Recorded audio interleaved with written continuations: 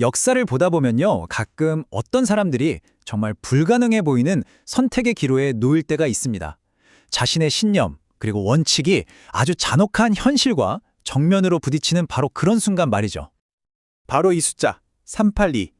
이게 뭘 의미하냐면요. 1919년, 그러니까 일제강점기 시절 한국에 살고 있던 외국인 선교사들의 총 숫자였습니다. 이분들은 여기에 종교를 전파하러 온 거지 정치에 끼어들려고 온 게 아니었어요. 사실 본국 정부에서도 절대 정치에는 관여하지 말라고 아주 강력하게 권고했었고요. 바로 이 지점에서 모든 게 시작됩니다. 그들의 중립이라는 원칙이 자유를 향한 한국인들의 외침, 그리고 그걸 짓밟는 무자비한 탄압 앞에서 어떻게 산산조각이 났는지 오늘 그 이야기를 한번 깊이 들여다보겠습니다. 1919년 3월 1일 전국에서 평화적인 독립만세 운동이 터져나옵니다. 우리가 잘 아는 3.1 운동이죠. 이 사건은요, 일본 당국은 물론이고 당시 한국에 있던 선교사 사회 전체를 그야말로 충격에 빠뜨렸습니다. 정말 아무도 예상 못한 일이었거든요.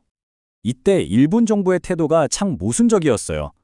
겉으로는 이거 다 선교사들이 뒤에서 부추긴 거다라고 비난하면서 뒤로는 바로 그 선교사들을 찾아가서 당신들 영향력 좀 이용해서 시위 좀 잠재워달라고 압박을 넣은 거죠.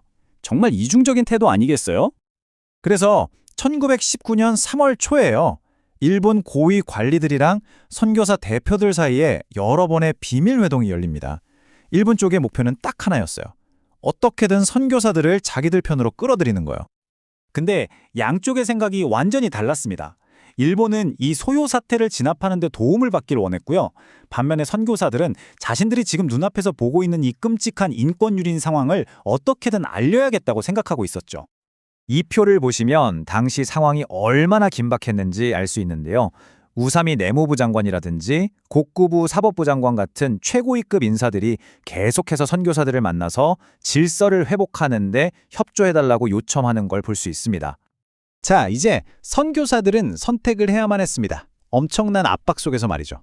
한쪽에는 식민정부의 요구가 있고 다른 한쪽에는 고통받는 한국인들의 현실이 있었습니다. 과연 이들은 어떤 결정을 내렸을까요?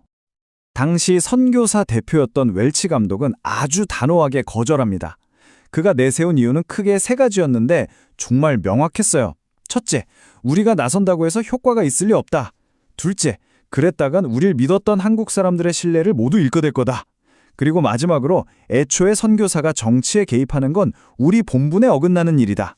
아주 딱 잘라 말한 거죠.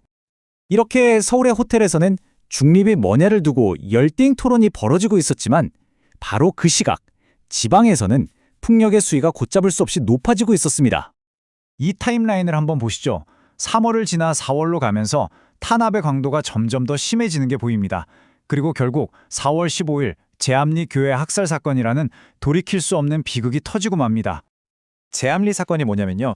일본군이 마을 주민 약 30명을 교회 안에다 가둬놓고 밖에서 총을 쐈습니다. 그리고는 증거를 없애려고 아예 교회에 불을 질러서 그 안에 있던 사람들을 모두 숨지게 한 정말 끔찍한 사건입니다. 이 문장은 당시 한 선교사가 남긴 보고서의 일부인데요. 이 참담한 문장 하나가 모든 걸 말해줍니다. 제암리 사건은 모든 걸 바꿔놓은 전환점이었어요. 이제 더 이상 이전처럼 우리는 중립이다 라고 말할 수 없게 된 거죠.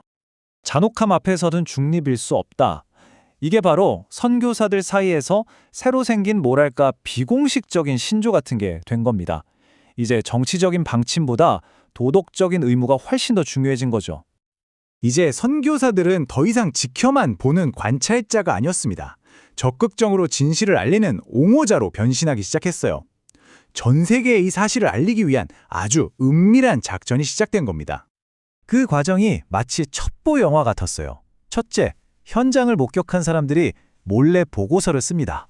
둘째, 이 문서들을 검열을 피해서 한국 밖으로 빼돌리고요. 셋째, 이 보고서들이 미국과 캐나다에 있는 선교본부로 전달됩니다. 넷째, 이걸 근거로 일본 외교관들과 조용히 접촉해서 문제를 제기하고요. 그래도 안 되니까 마지막 다섯 번째, 한국의 상황이라는 제목의 폭로 책자를 만들어서 세상에 전부 공개해버린 겁니다. 이 책자에는요, 현장에 있던 선교사들이 직접 보고 기록한 생생한 증언들이 가득했습니다. 온갖 고문 살해, 자유를 억압하는 실태, 그리고 무엇보다 제암리 학살 사건의 전말이 아주 상세하게 담겨 있었죠. 이렇게 국제적인 비난 여론이 들끓자 일본도 가만히 있을 수 없었습니다. 결국 기존의 강경파 총독을 교체하고 좀 더 온건한 성향의 사이토 마코토라는 인물을 새로운 총독으로 임명하게 되죠. 그런데 여기서 선교사들이 정말 대단했던 게 이제 좀 나아지겠지 하고 뒤로 물러선 게 아니었어요. 오히려 이걸 기회로 삼아서 새로운 총독에게 제시할 개혁 요구안을 아주 구체적으로 준비했습니다. 그 요구사항들은 아주 명확했습니다. 말로만 하는 종교의 자유가 아니라 진짜 자유를 보장해라. 교육이나 월급에서 한국인 차별하지 마라. 언론, 출판, 집회의 자유를 허용해라. 그리고 경찰이 폭력 쓰고 고문하는 거 당장 멈춰라. 이런 것들이었죠. 결국 선교사들의 이런 용기 있는 행동이 분명 변화의 시작을 이끌어냈습니다. 하지만 거대한 제국 앞에서 얻어낸 하나의 약속이 과연 충분했을까요? 앞으로 한국이 가야 할 그 험난한 길 위에서 이들의 행동은 과연 어떤 의미로 남았을지 한 번쯤 생각해 볼 만한 지문인 것 같습니다.